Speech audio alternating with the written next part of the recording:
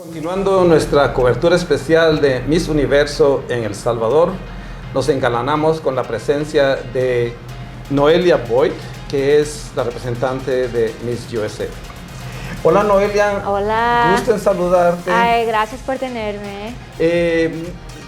Tengo entendido que tú naciste en Florida, ¿no? Sí, sí. Y luego te mudaste para Utah. Sí, yo nací en Florida y mudé a Alabama cuando yo tenía 18 años para escuela y después yo mudé a Utah y ahora yo vivo allí en Salt Lake City. Y como ustedes ven, Noelia habla los dos idiomas. Vamos a tratar de hacer algo en inglés y algo en español. Tengo entendido que tu mamá es venezolana, ¿verdad? Sí, de Maracaibo. Sí, ella es de Cuéntanos Maracaibo. un poquito de eso. ¿Cuándo emigró? Sí, ella emigró cuando ella se casó con mi papá. Ellos conocieron en Maracaibo porque mi papá fue un jugador de béisbol allí para las Águilas del Zulia. Okay. Sí, y mi mamá fue en un juego como una espectadora y mi papá está jugando y bueno,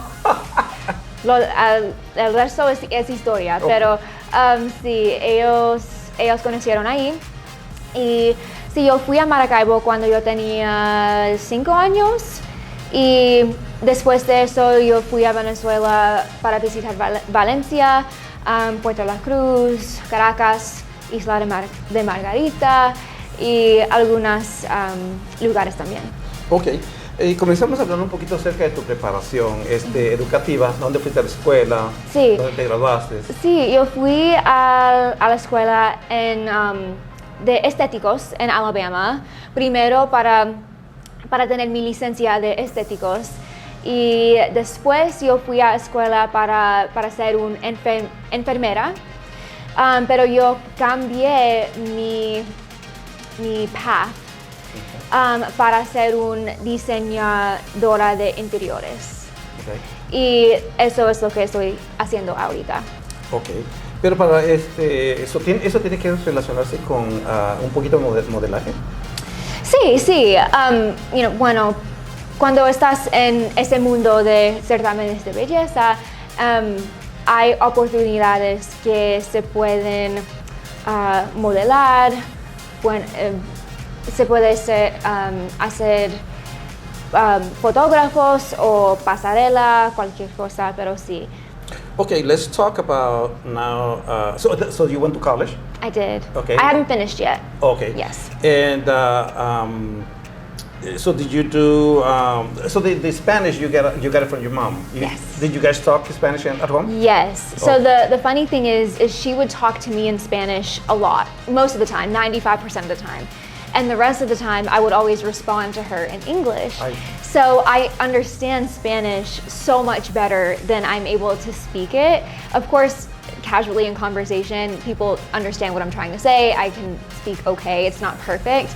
But I am definitely practicing more and more now actually speaking it, especially because my mom's parents don't speak English. So for me to be able to communicate with them, I have to speak Spanish, and I don't want to miss out on time with them, getting to have conversations because they have so many stories from Venezuela that I love to share with people.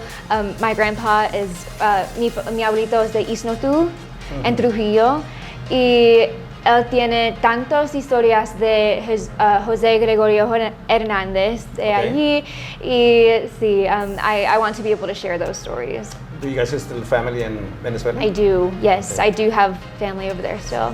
Yeah, we have some type of turbulent relationship between us.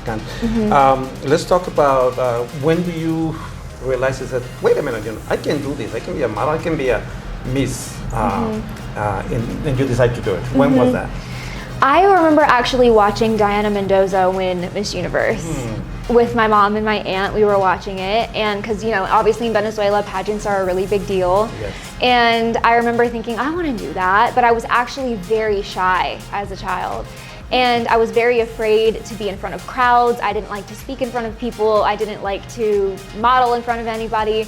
But my mom put me in modeling and acting school just to try and help me get out of my comfort zone a little bit. But she said no to pageants for a very long time. And I think it was because at that age, you know, I wasn't even 10 years old yet. There weren't very many pageant systems for young girls that were healthy and empowering and you know, just overall a positive influence. It was very much like the TV show Toddlers and Tiaras. I don't know if you've ever seen that or heard of it. Absolutely. And I just don't think that that is something that she wanted for me to do at a young age, because she didn't know how it might affect me or my mental health, which looking back on it, I really appreciate that, because I don't even know how it would have affected me. So she didn't let me do pageants until I was 16. So I competed in my local pageant in Florida and I won, and then it just has been going ever since then. Great. But you're single, so you have a lot of time to dedicate to prepare. Am I correct? I'm not single. Oh, okay. I am not. But no, I have a boyfriend. We've been together for a little over 5 years now, and he's incredibly supportive of all of this. I've been doing pageants for 7 years, so he's been part of it for the majority of that time, and he's just very excited, very proud. Well, why don't we talk then about the pageants? Sure. Tell us the story. When was the first pageant that you did? Mi primera certamen fue en Sarasota, Florida. Mi primer título fue Miss Sarasota Teen USA. Okay. And then? Y luego yo competí en Miss Florida Teen USA y yo fui el cuarto finalista. La cuarta finalista. Sí, sí. Okay. Y después yo regresé a la misma competencia, Miss Florida Teen USA, y fui primera finalista. Okay. Después yo competí en otras certámenes también, diferentes organizaciones. Yo fui Miss Florida Teen United States, es una organización diferente de USA or Universe. Okay. Yo competí en las nacionales y terminé como tercer finalista. Después yo mudé a Alabama y yo competí ahí en un otro sistema. Después, una otra. Y finalmente yo competí en Alabama 2 veces para Miss Alabama USA, desde la organización de Miss Universo. Y yo terminé 2 veces primera finalista. Yo mudé a Utah, competí ahí, gané. Y después yo gané Miss USA. ¿Qué te dijo tu mamá? Yes. Sí, toda mi familia, mis amigos, mi equipo fue tan orgullosas y emocionadas, y a mí también. Cuando yo estaba leyendo lo que me dio producción, la verdad es que admiro tu persistencia. Ay, gracias. Vamos a ver, que hablemos ahorita un poquito acerca, ¿tú estás envuelta en algún, are you involved in any type of culture association or anything like that, doing some social stuff? No? Of course, yes, okay. Absolutely. Talk to me about that. There's 3 that I do. So the one that I've been working for with the longest is the One Love Foundation, and they are an organization that trains people to educate others on the warning signs and dangers of teen dating violence. So that is actually a very, unfortunately, prominent issue in the United States. 1 in 3 teenagers are reporting going through some form of dating violence. Yes. And that's just teenagers.